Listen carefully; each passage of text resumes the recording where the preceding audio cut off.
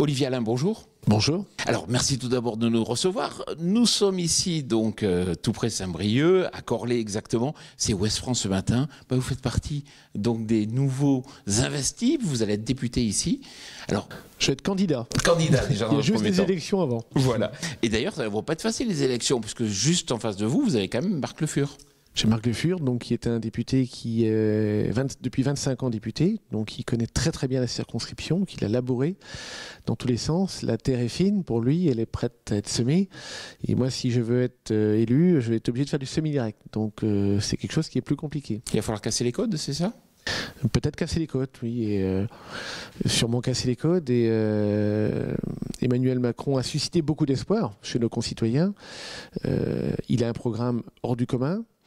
Maintenant, s'il veut pouvoir le mettre en place, il lui faut une majorité. Et je m'inscris bien sûr dans cette majorité pour pouvoir faire en sorte que son projet politique puisse voir le jour. Alors quand on regarde le programme justement agricole d'Emmanuel Macron, il sent la Bretagne. C'est vous qui êtes l'instigateur de ce programme. Alors il sent la Bretagne parce qu'il a dit à maintes reprises qu'il souhaitait faire en France ce qui s'est fait en Bretagne, sur un plan politique d'abord, puisque Jean-Yves Le Drian, notre président de région, actuel ministre de la Défense, a fait du macronisme un peu avant l'heure, hein, puisque dans toute sa majorité, elle est plurielle, si on peut dire, avec des communistes, des écologistes, avec des gens de la société civile dont je fais partie. Et bien sûr qu'au niveau du programme agricole, Emmanuel Macron, que j'ai rencontré au SPACE 2016, où ça a vraiment très bien matché. Nous avons passé 4 heures ensemble où j'ai pu voir 3 grosses qualités. Son agilité intellectuelle, c'est-à-dire sa capacité à comprendre et intégrer les paramètres agricoles, qui fait qu'à la fin du SPACE, j'avais l'impression qu'il connaissait aussi bien que moi le problème agricole. D'ailleurs, il répondait à ceux qui l'interloquaient en direct de façon précise, ce qu'il pensait du prix et comment faire. Donc c'est quelque chose dont tous ceux qui le côtoient sont bluffés par cette agilité intellectuelle qui ne suffit pas à faire un bon président, mais qui est quand même quelque chose d'important. Mais ce qu'il faut bien comprendre aussi, c'est que vous avez eu quand même une montée très très rapide, puisque vous le rencontrez pour la première fois au SPACE, vous lui expliquez l'agriculture, et c'est le côté pédagogique qui l'intéresse, et puis il vous rappelle au mois d'octobre. Oui, la politique, c'est des convictions, c'est une rencontre. Et ça s'est très bien passé, parce qu'au-delà de son agilité intellectuelle, il est bienveillant. Ça se voit partout. Je crois que tous ceux aussi qui le connaissent, il aime les gens. Et la bienveillance, ça va au-delà de la sympathie. C'est quelque chose de beaucoup plus profond que cela. Et puis, il a considéré l'agriculture. Il a été impressionné de voir la détresse, de voir des agriculteurs qui travaillent, comme chacun sait, des heures, les 60-70 heures, c'est pas une histoire qui est racontée, c'est une réalité, et de voir des revenus aussi catastrophiques. Donc il a envie de... C'est un urbain, mais l'agriculture, le monde rural, les territoires, ça compte, et d'où son projet agricole qui est un peu hors du commun, qui est un plan Marshall.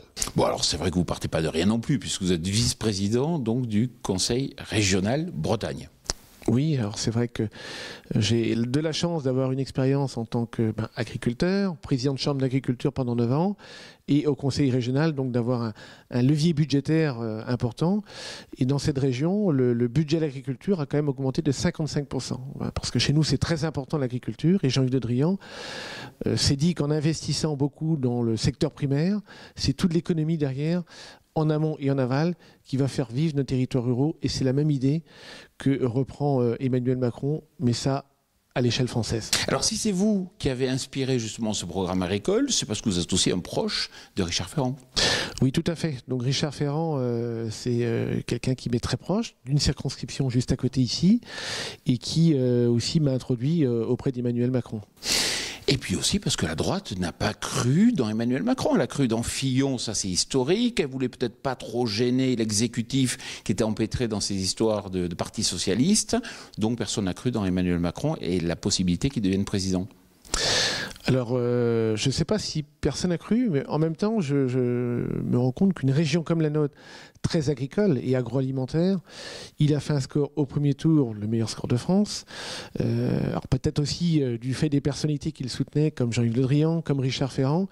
Mais je pense que les agriculteurs qui sont pragmatiques ont vu que son programme agricole était surtout très clair et chiffré. calibré. Nous avons eu l'occasion de témoigner ou de présenter ces programmes agricoles dans toute la France. Ce qui ressortait de vos confrères journalistes, c'était qu'au moins le programme, il était clair. Oui, mais il n'y a pas eu vraiment des organisations professionnelles qui étaient à vos côtés pour écrire le programme. Il n'y a pas eu beaucoup de remontées des 30 000 Français donc, qui ont fait remonter des idées sur l'agriculture. Et puis c'est vrai que vous étiez combien, 8, 10 peut-être autour? Alors au maximum? On était 8-10, mais il y a eu 3 000 agriculteurs quand même dans les comités d'En Marche qui ont fait des propositions. Ce qui fait l'originalité du programme, qu'il soit agricole ou le reste, hein, d'Emmanuel Macron, c'est vraiment ce qui est venu du terrain. C'est vrai que c'est inédit comme démarche. C'est une première. Et au niveau agricole, c'est ressorti tout ce qui a été proposé, ne serait-ce que le chômage, par exemple, aux agriculteurs, c'est quelque chose aussi qui est sorti dans les propositions des 3 000 agriculteurs. Pourquoi est-ce que, quand moi je perds mon travail ou quand j'arrête, j'ai pas de chômage, hein, tout ce genre le côté investissement est ressorti énormément chez les 3 000 agriculteurs qui ont donné leurs ambitions pour l'agriculture, parce que c'est vrai qu'on a, notamment en élevage, des bâtiments qui sont plutôt vieillissants. Les Allemands, il y a 15 ans, ont beaucoup investi dans le bâtiment et ont des performances techniques qui sont bonnes, des meilleurs bilans carbone, des meilleurs états sanitaires, donc moins d'antibiotiques. Les Polonais le font depuis 4-5 ans. Donc cette reconquête de la compétitivité, on la fera aussi par l'investissement pour avoir des bâtiments qui soient plus performants et donc de meilleures conditions de travail. Bref, c'est un tout, quoi. L'investissement est absolument nécessaire pour retrouver cette compétitivité. Mais au QG d'En Marche, il y avait vous, il y avait Audrey Bourrelot, donc, qui était directrice de 20 sociétés, et puis c'est tout. Oui, puis des personnalités qu'on a fait venir en tant qu'experts de différents think tanks, de Monagri, par exemple, de Farm Europe, un député qui s'appelle Jean-Yves Collet de Lyon aussi, qui, toutes les questions bien-être animal, est assez spécialisé, du directeur adjoint du groupe Avril, Michel Boucly, du président du conseil général ou départemental du Cantal, différents experts qui nous ont aidés également à construire ce programme. Puis on voit aussi Philippe Petit-Housbord qui a quelques relations, mais ça c'est l'époque où effectivement il y avait avec la banque Rothschild, donc quand Emmanuel Macron était à la banque Rothschild, des liens qui s'étaient tissés. Tout à fait. Philippe Petit-Housbord nous a aidés également parce que c'est un proche d'Emmanuel Macron qui date de la banque de Rothschild et qui date aussi d'Atali et du rapport qui avait été fait sur la croissance, donc le rapport Attali en début 2017. Alors vous êtes éleveur, vous rentrez en syndicalisme, vous avez été président donc, de la FDSEA des Côtes-d'Armor, mais vous êtes un peu perçu comme un troublion quand même. Vous n'êtes pas forcément en odeur sainteté. Pourquoi? Non, probablement que je suis un petit peu indépendant. J'ai toujours une vision agricole. Je suis un défenseur de l'exploitation familiale. Les aides publiques sont une composante essentielle du revenu. Je crois qu'il faut avoir, si on veut continuer à pouvoir légitimer ces aides, qui sont rentrées, même si les agriculteurs préfèrent des prix, et c'est bien légitime, mais c'est d'abord du prix qui fera le revenu, il faut pouvoir avoir aussi de l'équité entre nous, quoi. Le secteur, les exploitations familiales ne sont peut-être pas suffisamment aidées comme elles le sont, et je suis aussi leur défenseur, parce qu'on pourrait produire en France la même chose que ce qu'on produit aujourd'hui, avec 10 fois moins d'agriculteurs, et c'est pas la vision que j'ai de l'agriculture. Donc je pense qu'il faut de la production, bien sûr, du volume. L'agroécologie, c'est quelque chose qui me va bien, mais aussi avec une paysannerie qui soit la plus nombreuse possible. Alors vous étiez proche de M. Salmon, de Jean-Michel Lemétayer, mais la cassure s'est faite parce qu'on vous reproche d'être un peu à l'origine des 52 premiers hectares. Voilà, c'est un travail que nous avons conduit en Bretagne quand j'étais vice-président aussi en charge de l'économie de la Chambre régionale. Et c'est vrai qu'on a fait beaucoup de lobbying auprès de Stéphane Le Foll, quand il était encore député européen, quand il est devenu ministre, auprès des structures agricoles, parce que cet élément du paiement redistributif, comme il s'appelle, a vraiment un objectif de rémunérer un peu plus les âmes et un petit peu moins les hectares. Et donc il va dans le sens justement de plus d'équité. Alors quand on regarde, effectivement, vous êtes administrable, il n'y a pas grand monde, donc une personnalité qui connaît l'agriculture, qui est agriculteur. Et effectivement, Emmanuel Macron cherche des gens de la société civile. Donc ce ne serait pas idiot de vous mettre en tant que ministre, puisque vous connaissez ce métier, même si historiquement on garde quand même l'idée qu'il y a eu des conflits quand c'est un agriculteur qui devient ministre. Le seul problème, c'est est-ce qu'Emmanuel Macron va appeler la FNSEA pour lui dire, ben voilà, on a pensé à Olivier Allain, est-ce que c'est bien qu'Olivier Allain soit ministre? Alors ceux qui connaissent Emmanuel Macron, ils savent qu'il est libre. et qui il casse les codes. Lors de sa visite au salon, il a été voir de l'agriculture, hein, toutes les interprofessions. Une idée, quand elle est bonne, c'est pas parce qu'elle vient de la FNSEA ou de la Confédération paysanne ou de la coordination. Une bonne idée peut venir de ces différents syndicats. Il n'est pas clivant, c'est quelqu'un qui veut rassembler. Donc il est assez indépendant d'esprit, il nous a tous surpris et je pense qu'il a bien mûri déjà ses choix sur... il sait où il veut aller. Donc vous avez des chances d'être ministre de l'Agriculture, sauf s'il y a des arbitrages différents. Dans un gouvernement, il y a 15 ministres, autant d'hommes que de femmes. Il en faudra un petit peu d'équilibre territorial. Et donc, il fera son choix, bien sûr, en bonne et due forme. Et vous êtes prêt? On n'est jamais candidat à un poste de ministre. Alors, supposons, et dans tous les cas, vous aurez des responsabilités, vous en avez déjà ici au Conseil régional. Qu'est-ce que vous allez défendre comme type d'agriculture? Est-ce que vous avez un modèle d'agriculture, d'exploitation? Les gens qui nous écoutent, est-ce qu'ils doivent se dire il va défendre la petite exploitation ou la grosse exploitation? Je crois qu'il ne faut pas défendre un modèle unique. Tous les agriculteurs ont leur place. L'agriculture de vente directe, qui est plus adaptée souvent aux périurbains que des régions comme celle-ci. Ceci étant, l'agriculture est un enjeu majeur. On peut retrouver avec le consommateur un vrai lien. Parce que les grands enjeux, que ce soit de la biodiversité et du réchauffement climatique, ils nous appartiennent. Le stockage du carbone, par des techniques nouvelles, comme le semi-sous-couvert par exemple. On a ici à la région subventionné quelques groupes qui ont vu des agriculteurs avec des terres passer de 2,5% de matière organique à 6%, en augmentant leur rendement, en dépensant moins de gasoil. Donc il faut qu'on développe une agriculture qui soit certes compétitive, assez irréprochable sur le plan environnemental. C'est un vrai challenge très passionnant où l'innovation, ou aussi le blablacar, l'économie du partage. L'économie du partage, j'ai cherché le terme, l'économie du partage peuvent avoir un vrai effet levier pour optimiser l'utilisation du matériel, par exemple, pour développer aussi le groupe, hein, parce que la culture de groupe, c'est quelque chose qui profite à tout le monde et qui permet d'avancer. Mais il y a un vrai challenge où la compétitivité, c'est certes des prix élevés, mais c'est aussi, c'est pas l'ennemi de l'environnement, bien au contraire. Olivier Alain, que vous soyez ministre ou pas, peu importe, vous serez toujours en train d'expliquer l'agriculture à l'oreille d'Emmanuel Macron. Aujourd'hui, il est président. Est-ce que vous allez remettre en cause des choses? Par exemple, le fait qu'aujourd'hui, on défiscalise. C'est bien de défiscaliser, mais ça endette beaucoup les exploitations. Alors, je crois qu'il faut être cohérent. Il faut être cohérent. S'il faut une agriculture compétitive, s'il y a de l'argent public demi, et pas un peu, 5 milliards, hein, donc 4 fois le PCAEA qui existe aujourd'hui, il faut aussi décourager l'équipement, l'investissement individuel. On voit bien des agriculteurs avec des coûts matériels, par exemple, pour être très précis, qui vont jusqu'à 600, 700 euros par hectare, alors que s'ils déléguaient à une entreprise, s'ils étaient en CUMA, ils pourraient réduire ces coûts parfois de 300-400 euros, ou s'il y avait l'économie du partage, et qui est en train de se développer, si on pouvait soutenir ce genre d'économie du partage, on peut vraiment trouver une baisse des charges ou de la plus-value par ces innovations. Donc il faut être cohérent jusqu'au bout et avoir le courage de faire en sorte d'encourager les agriculteurs à être plus compétitifs, mais aussi en même temps il ne faut pas les encourager à investir de façon inappropriée dans du matériel avec par exemple l'impôt sur les plus-values, hein, pour ceux qui font moins de 250 000 euros. Il faut être cohérent jusqu'au bout. Maintenant, il appartiendra bien sûr au ministre de voir tout ça. Autre chose qui est importante, dans le programme d'Emmanuel Macron, il y a la fin du RSI. Le RSI, ça ne marche pas, bon, ok, on va arrêter. Mais beaucoup se disent, est-ce que la MSA va aussi disparaître? Et certains agriculteurs disent, oui, ça ne nous embête pas d'être fusionné avec un régime plus général. En revanche, on a quand même une courroie d'articulation qui est plus simple et notre métier est spécifique. Qu'est-ce que vous en pensez? La fin de la MSA? Alors, Emmanuel Macron a prévu un système de retraite la fin des régimes spéciaux. Aujourd'hui, on a 37 régimes de retraite. À terme, il pense faire un régime unique qui n'est pas forcément incompatible. Il faudra voir comment ça peut se passer avec la fin de la MSA ou des antennes territoriales.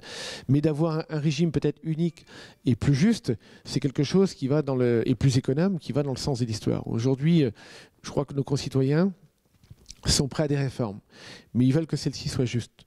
Les retraites n'étaient pas justes entre ceux qui pouvaient partir à 55 ans, qui bénéficiaient pour certains d'entre eux d'une retraite qui était fonction des 6 derniers mois de salaire.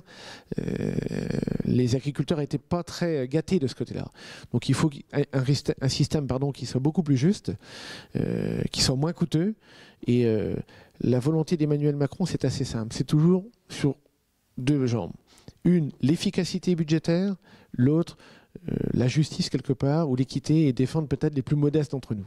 Alors quelque chose qui est apprécié par le monde agricole, c'est cette idée des états généraux de l'alimentation. Est-ce qu'il faut voir quelque chose comme le Grenelle de l'environnement? Est-ce qu'il faut le comparer?